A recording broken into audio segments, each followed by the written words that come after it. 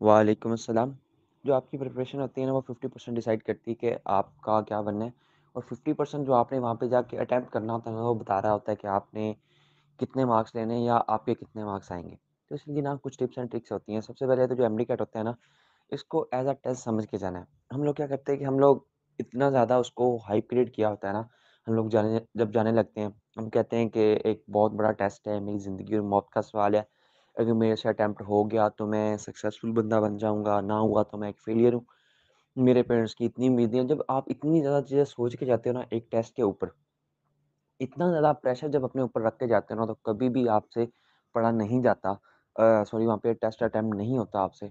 तो सबसे पहले तो आपको ना सिंपल इसको ऐसे ही अटेम्प्ट करना है जैसे आप सिंपल अकेडमिक्स के अंदर टेस्ट सॉल्व कर रहे हैं, बगैर किसी प्रेशर के, आराम से सोच-सोच के। इसके अलावा जो तरीका होता है टेस्ट को, आई विल से कि आपको ना उसको 3 स्टेप में सॉल्व करना चाहिए, जो जैसे मैं करता था। जो सबसे पहला तरीका होता है ना, वो ये होता है कि आप जो एमडीकैट का टेस्ट है ना, जो सबसे पहला तरीका है, आप ऐसे करो कि पहली नज़र में ना जो सबसे पहली नज़र में आपके साथ क्वेश्चन सॉल्व होते जाने ना, वो करते जाओ। लाइक आपने एमसीक्यूज़ देखा, वो सॉल्व हो गया। सबसे पहले क्या करना होता है, आपने ना पेपर रीड करना होता है। कुछ एमसीक्यूज़ ऐसे होते हैं, जब आप पेपर रीड कर रहे होते हो ना, सिंपल रीड देते हो, वो आपके सॉल्व हो रहे होते हैं। तो सबसे पहले आपने ना वो एमसीक्यूज़ सॉल्व कर देने हैं। उससे क्या होता है कि आपके ना ऑलमोस्ट मैं कहता हूँ 120 तक एमसीक्यूज़ ऐसे होते हैं, जो आपके सिंपल रीड से सॉल्व हो रहे होते हैं।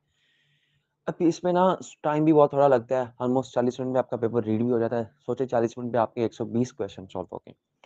उसके बाद दूसरी जो स्टेप होता है, उसके अंदर आपने ऐसे एमसीक्यू सॉल्व करने होते हैं, जो थोड़े बहुत सॉल्व करने वाले होते हैं, मतलब आपको आते होते हैं, लेकिन सॉल्व करने वाले होते हैं। तो दूसरे स्टेप में आपने क्या करना है कि ऐसे एमसीक्यू सॉल्व करने हैं, मतलब जो थोड़े बहुत सॉल्व करने वाले हैं, थोड़ा बहुत उनमें सोचना पड़ रहा है, थोड़ी बहुत 1-2 फ़ॉर्मूलेज़ आ रहे हैं, ठीक है।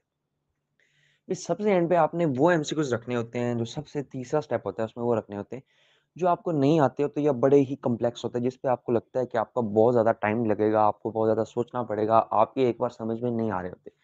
जब आप इस 3 स्टेप में करते हो ना चीज़ों को, जब तीसरा स्टेप होता है, वो आपके ऑलमोस्ट मोस्टली एमसीक्यू सॉल्व हो जाते हैं, बल्कि पेपर आपका कंप्लीट हो जाता है।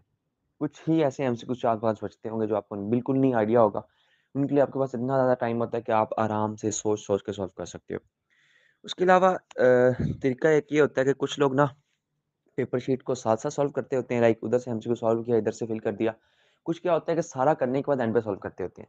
दोनों वैसे आपकी चॉइसेस हैं, बट आई विल से कि जैसे ही आप एमसीक्यू सॉल्व कर रहे हो, वैसे ही एमसीक्यू का नंबर वहाँ से देखो और साथ में सॉल्व करते जाओ। सीन क्या होता है कि हम लोग ये करते हैं कि जब सबसे पहले आप सारा पेपर सॉल्व कर लेते हो, फिर आप कहते हो कि मैं एंड पे फिलिंग करूँगा। सीन ये होता है कि हमने ना कुछ अंदर से एमसीक्यूज़ स्किप किए होते हैं।